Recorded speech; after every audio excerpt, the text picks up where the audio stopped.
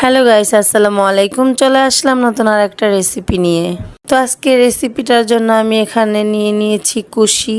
তো আজকে কুশি ভাজি করব। এটার জন্য আমি নিলাম পেঁয়াজ কুচি, কাঁচামরিচ কুচি, ধনেপাতা কুচি, লবণ, হলুদ আর তেল।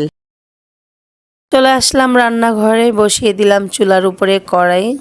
তো কড়াইটা গরম হয়ে গিয়েছে, দিয়ে দিলাম তেল। এরপরে দিয়ে দিলাম আমি পেঁয়াজটা আমি ভালো করে ভেজে নিব।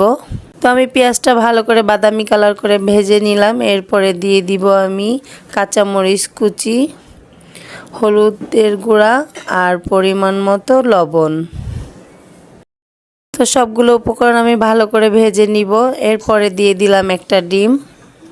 ডিমটা দেওয়ার পরে মশলাগুলো ভালো করে আর একবার একটু ভাজা ভাজা করে নিলাম। তো কেটে রাখা কুশিগুলো আমি দিয়ে দিলাম। দেওয়ার পরে ভালো করে একটু নাড়াচাড়া দিয়ে ঢেকে দিব। তো ঢাকনাটা উঠে একটু দেখি ভাজিটা আমার কোন পর্যায়ে।